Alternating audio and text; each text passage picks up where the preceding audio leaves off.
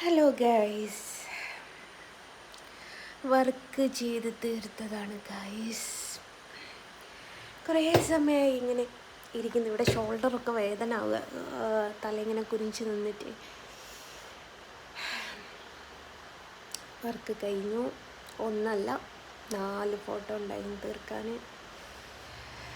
ഒന്നും കഴിച്ചിട്ടില്ല. രാവിലെ ബ്രേക്ക്ഫാസ്റ്റ് കഴിച്ച പാടെ കുളിച്ചിരിക്കുന്ന ഇരുത്താണ്. ലഞ്ച് കഴിക്കാനൊന്നും വെച്ചിട്ടില്ല. ഇനിയിപ്പോൾ ഈ വർക്ക് ഇവിടെ കഴിഞ്ഞു. ബാക്കി അപ്പുറം വെച്ചിട്ടുണ്ട് കേട്ടോ. ഇപ്പോൾ വർക്ക് ഇവിടെ കഴിഞ്ഞിട്ടുണ്ട്. ഇനി പോയിട്ട് ഫുഡൊക്കെ ഉണ്ടാക്കിയിട്ട് വേണം കഴിക്കാൻ. പുറത്ത് നല്ല മഴ, ഞാൻ നല്ല വേർത്തൊലിക്കില്ല, ഫാൻ ഇട്ടിട്ടില്ലായിരുന്നു. അപ്പം അങ്ങനെയാണ് ഇപ്പോൾ സമയം വരുന്നത്. എൻ്റെ മക്കളിപ്പോൾ ക്ലാസ് ഇട്ട് വരും. 4:17 അപ്പോൾ ചോറ് വെച്ചിട്ടില്ല, ചായ കാച്ചിട്ടില്ല. രാവിലെ ചപ്പാത്തിയും കറിയും കഴിച്ചപ്പാടെ ഇരുത്താണ്. അപ്പോൾ ഇനിയിപ്പോൾ ചോറും കറിയും വെക്കണം. ഞാൻ വിചാരിച്ച അവർക്ക് ഇത്തിരി നെയ്ച്ചോറും ചിക്കൻ കറിയും ആക്കി കൊടുക്കാമെന്ന് കരുതി. എന്താ വെച്ചാൽ ഇന്ന് യൂട്യൂബിൽ നിന്ന് വരുമാനമൊക്കെ കിട്ടിയിട്ടുണ്ട്. വെറുതെ പരദൂഷണം പറഞ്ഞിട്ട് കിട്ടുന്ന പൈസയില്ലേ, അത് നമ്മൾ ഫുഡിനായിട്ടൊന്നും എടുക്കാറില്ല കേട്ടോ. ഞാൻ എന്തെങ്കിലും ഓർണമെൻറ്റ്സ് വാങ്ങി, ഡ്രസ്സ് മേടിക്കുക, അല്ല ആർക്കെങ്കിലും കൊടുക്കുക, അങ്ങനെ എന്തെങ്കിലുമൊക്കെ ചെയ്യൽ. അപ്പോൾ മോനിങ്ങനെ വീഡിയോസ് എടുത്തിരുന്നതാണ്. അപ്പോൾ അവൻ എന്തെങ്കിലും ഒരു ട്രീറ്റ് കൊടുക്കാമെന്ന് കരുതി കയ്യിലുള്ള പൈസ എടുത്തിട്ട്, അല്ലാതെ യൂട്യൂബിൻ്റെ പൈസയല്ല കേട്ടോ. ഞാൻ കഴിയുന്നതും എന്തെങ്കിലും അടവുകളും കാര്യങ്ങളൊക്കെ ഉണ്ടെങ്കിലൊക്കെ യൂട്യൂബിൻ്റെ വരുമാനം കൊണ്ടങ്ങ് അടിച്ചോളും.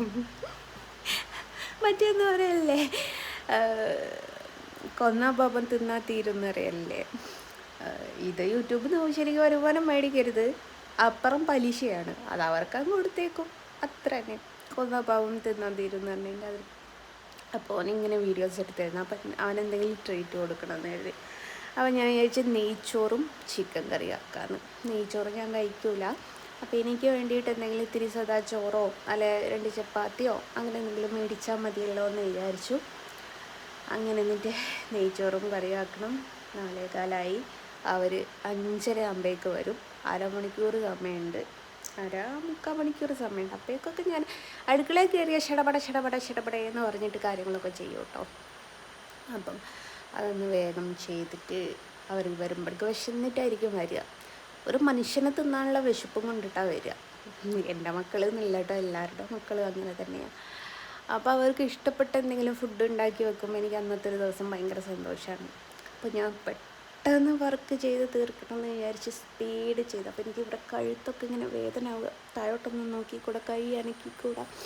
പക്ഷേ കൈ അനക്കിക്കൂടെങ്കിലും കഴുത്തനക്കിക്കൂടെങ്കിലും പിള്ളേർക്ക് വേണ്ടിയിട്ടല്ലേ, അത് നമ്മൾ ചെയ്യണം. ഇതൊന്നിനി ഉണങ്ങിയിട്ട് വേണം നാളെ ഫ്രെയിം ചെയ്ത് കൊറിയർ ചെയ്യാൻ കൊടുക്കാൻ.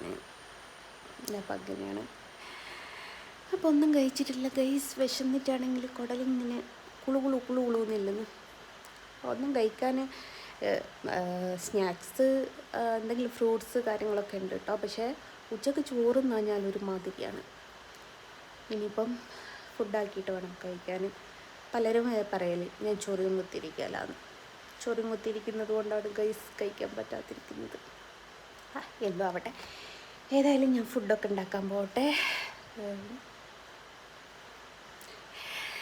വേഗം അവർ വരുമ്പോഴേക്ക് അവരുടെ വിശപ്പിൻ്റെ വിളി എനിക്ക് കേൾക്കാൻ പറ്റും. അത് പെട്ടെന്ന് ചോറാക്കിക്കാളട്ടെ. അപ്പോൾ ഇന്നത്തെ വീഡിയോ ഇത്ര മാത്രമേ ഉള്ളൂ. കൈയൊക്കെ ഇനി ഒന്ന് വൃത്തിയാക്കി കൊണ്ടുവരണം ഗൈസ്. ഇത് വൃത്തിയാക്കി കൊണ്ടുവരാൻ തന്നെ 10 മിനിറ്റ്. ഇതൊക്കെ ഒന്ന് പൊതിർത്തി വെച്ചാൽ മതി കേട്ടോ.